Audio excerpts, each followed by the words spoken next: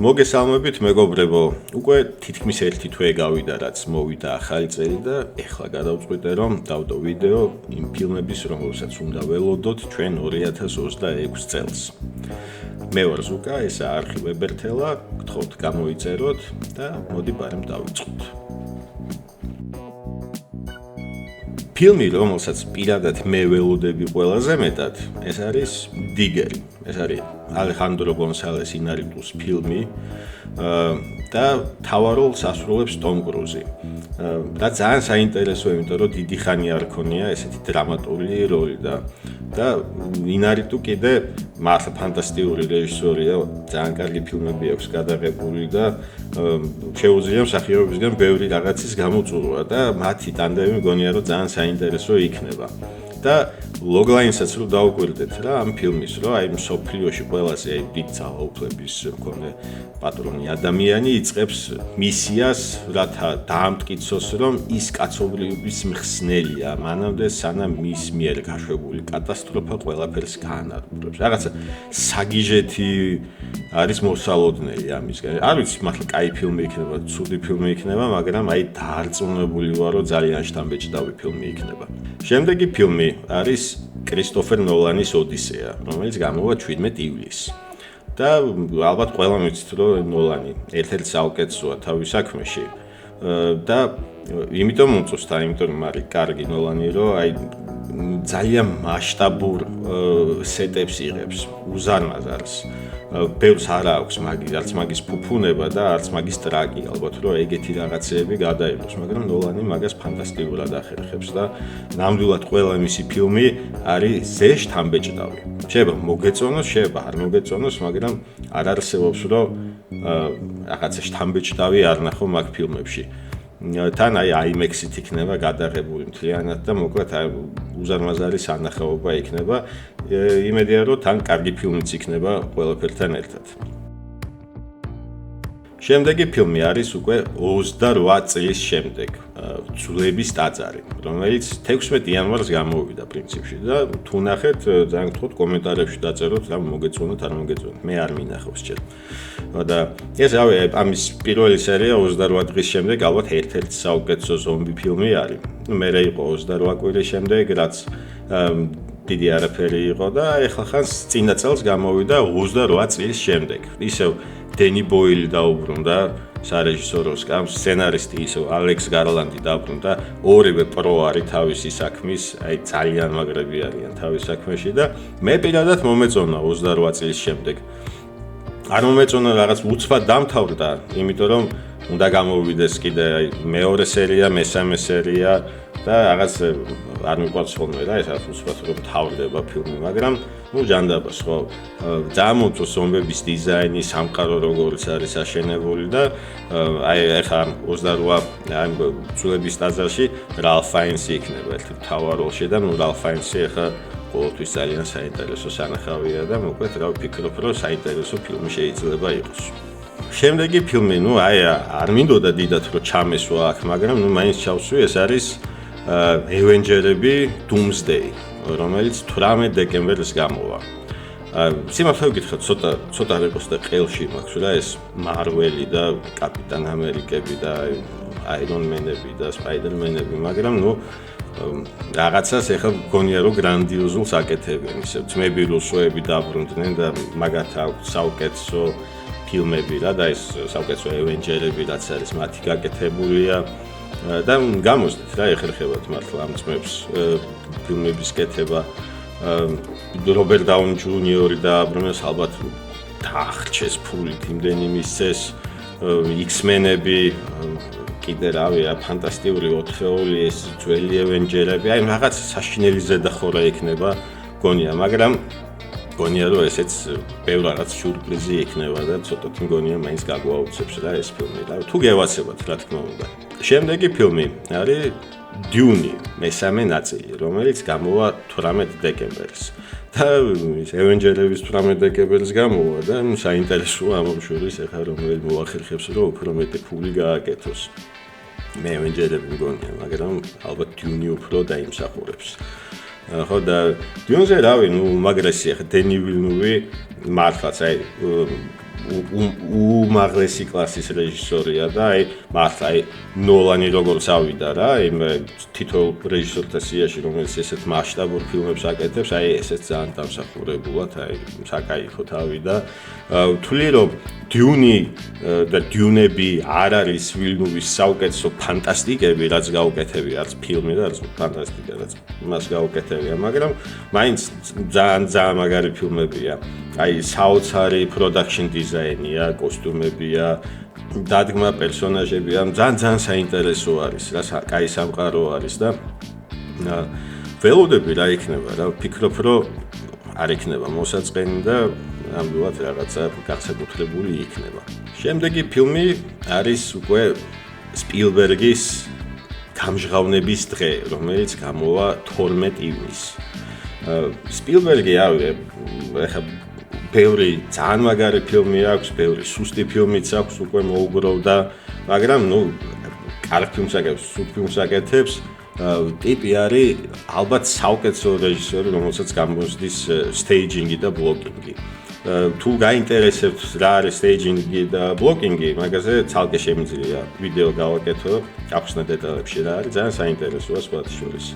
და ყოველ საინტერესოა მისი ყურება, იმიტომ რომ როგორ იღებს სცენებს, მართლა არის უნიკალური რა სპილბერგი და ეს არის თითქოს სოფლიოს გამჟღავნდება ის რომ უცხო პლანეტელები არსებობს, ზუსტად არ ვიცი რა ხდება, მაგრამ თითქოს გამჟღავნება ხდება იმის რომ არსებობენ უცხო პლანეტელები, რაღაცა კონტაქტი ხდება რაღაცა და შეიძლება გვამზადებენ კიდევაც რაღაცისთვის. ნახოთ, ფილმი გამოვა 12 ივნისს.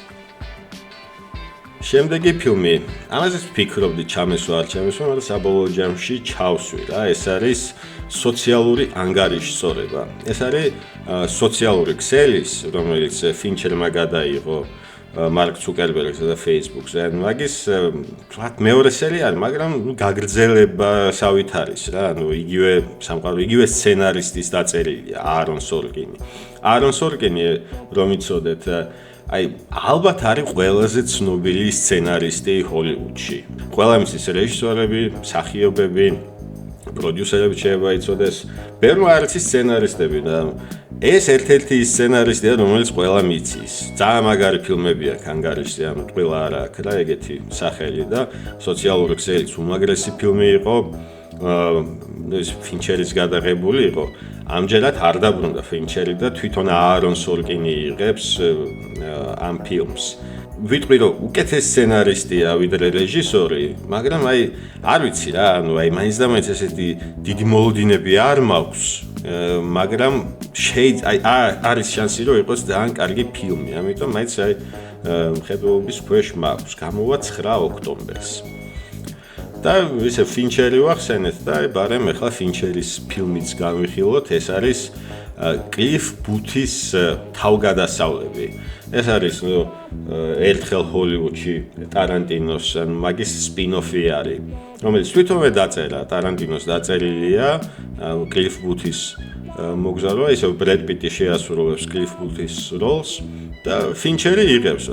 რავი, ძალიან საინტერესო ის გაიჩითა სასტავი რა, თან ახლა ფინჩერს და ბრედ პიტს უკვე გამოსდის ნამდვილად მაგარი ფილმების კეთება, გვაქვს მაგისი 1-2 მაგარითი მაინც, 7 და Fight Club-ი და ეხლა ამათი გაერთიანება ტარანტინოს სცენარის გარშემო, მე მგონი ძალიან საინტერესო რაღაცა იქნება, ამიტომ რა გქონდეს სამხედველობაში. თარიღი გამოსვლის ვეძებე ვერ გავარკვია რა, მაგრამ ვფიქრობ, რომ ეგეც იქნება ალბათ წლის ბოლოსკენ რა. ეს შემდეგი ფილმი არის რობერტ ეგერსის Werewolf-ი, ანუ იგივე მაქცია. გამოვა 25 დეკემბერს. და რეალურად რატომაც ჩავსვი ეს ფილმი არის, რომ რეჟისორი თვითონ ეს რობერტ ეგერსი ძალიან საინტერესო ტიპია, ცოტა თავისებურად შიზოიდია რა და იღებს ძალიან პერიოდზე იღებს, ანუ თანამედროვე დროს ფილმებს არ იღებს რა, ეგეთ მეზიზღებაო რა, ეს რაღაც მანქანის გადაღება წარმოუდგენელია ჩემსო და სულ აკეთებს რაღაც ისტორიულ ფილმებს, ანუ ძველ დროს რო ხდება და ძალიან საოცარ ატმოსფეროს აძლევს და ნოსფერატუ გადაიღო ბოლოს. ეს ეხშე მოგეწონ შევა, მაგრამ აი უდაოდ რაღაც ძალიან საკმაოდ ისეთი შემზარავი სცენები ქონდა იქ, რასაც არ ველოდებოდი და სასიამოვნოდ გაკვირვებული დავრჩი რა. ეხერხება რა ნამდვილად რაღაც ესეთ ბნელი ატმოსფერული სცენების, კადრების დადგმა, ხო, რაღაც ნიჭიერი ბიჭია ნამდვილად და საინტერესოა აქციას რას უპირებს რა. ტიპიური ჰოლივუდური ფილმი არ იქნება. მაგაში 100%-იან გარანტიას ვიძლევი და რაც გააკეთებს რა ვნახოთ 25 დეკემბერს. შემდეგი ფილმი არის გორ ვერბინსკის Good Luck Have Fun Don't Die. ანუ როგორ ხა წარმატებები გაერთე არ დაიბრიდო. გამოვა 13 თებერვალს და ესაა ფანტასტიკა. სადაც თამაშობს სემ როკველი. ანუ სემ როკველი არის საჩუქარია ეგ კაცი. რა ფილმშიც არ უნდა იყოს, ყველგან ბრწყინავს და კი აიღო ოსკარი, მაგრამ გონია მაინც დაუფასებელია. გონია რომ აი რომელი სახიობის გვერდითაც არ უნდა დააყენო, ყველას დაჩრდილავს. ძალიან კაი ტიპია და. და ეგ თამაშობს რაღაც მომავლიდან მოდის, რომ რაღაც აპოკალიფსი შეაჩეროს თუ რაღაც არ ზუსტად ვერ გავიგე რა ხდება რა, მაგრამ საინტერესო არის. თან გორ ვერბინსკი რეჟისორი არის პირველი ტრილოგია ვინც გადაიღო კარიბის ზღვის მეკობრეების ზარი აქვს გადაღებული რანგო Cure for Wellness მოკლედ ძალიან კარგი რეჟისორია ტიპი ვიზუალური რეჟისორია უპირველეს ყოვლისა და ხო რა საკმაოდ შთამბეჭდავი ის აქ რა ნაშრომები მაგას და მგონია რომ ხილს ამ ფილმის ნახვაც. შემდეგი ფილმი ეგეც არ ვიცოდი რა ჩამესვა თუ არა ეს არის მედენი რომელიც გამოვა 26 ნოემბერს და რეალურად არის ამერიკულ ფეხბურთზე არის ეს და მე ვერ ვიტან ამერიკულ ფეხბურთს მაგრამ მიყვარს ფილმები ამერიკულ ფეხბურთზე და ვფიქრობ რომ აქვს ამას პოტენციალი იყოს კარგი ფილმი იმიტომ რომ დევიდ რასელია რეჟისორი და მაგასაც კაი ფილმები აქვს ანგარიშზე რა თუნდაც აი Silver Linings Playbook-ი ძალიან მომეწონა და განსაკუთრებული კიდე ამ ფილმს ის აქვს რომ თამაშობენ კრისტიან ბეილი და ნიკოლას კეიჯი და ძალიან საინტერესო დუეტია კეიჯი მიხარია რომ დაბრუნდა ერთ პერიოდ ჩავარნა ქონდა და აი ყველანაირ ნაგავში თამაშობდა რაღაცას შესთავაზებდნენ მაგრამ რაღაცნაირად მოახერხა და ისევ დაბრუნდა რა აი ჰოლივუდის A-list-ში და ეხლა კრისტიან ბეილთან ერთად თამაშობს და რა შეიძლება იყოს ძალიან საინტერესო დუეტი.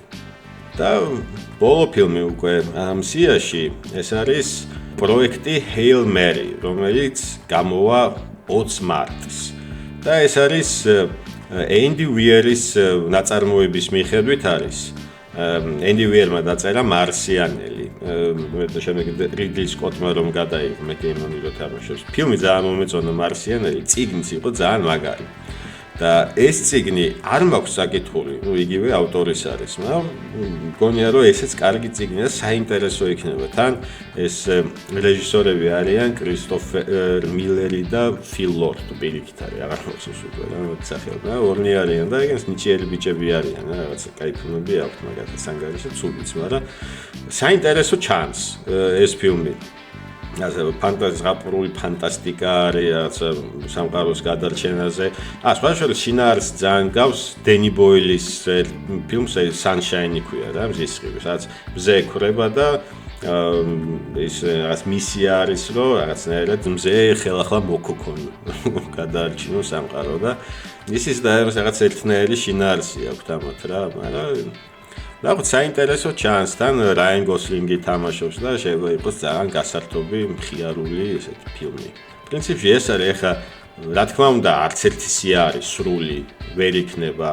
ბევრი ფილმი შეიძლება არც ვიცით კიდე რომ და გამოვიდეს ამ წელს და იყოს ყველაზე მაგარი ხო? რაღაც აზიაში კიდე რა ფილმები გამოდის, არ ვიცი, ვეძებე ვერ მოძებნე ვერაფერი, ისეთი რაზეც შეიძლება მესაუბრე ახლა, მაგრამ ესეთი რაღაცა პატარა სია გავაკეთე, იმედია დაგაინტერესეთ რომელიმე ფილმი, შეგიძლიათ კომენტარებში დაწეროთ რომელიმე ფილმი თუ არის რაც ცელოდებით და მე გამომრჩა, ვისაუბროთ ფილმებზე, სერიალებზე. მადლობა რომ ბოლომდე უყურეთ ამ ვიდეოს.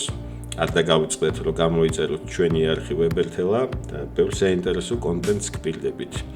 მადლობა ყურადღებისთვის და წარმატებები.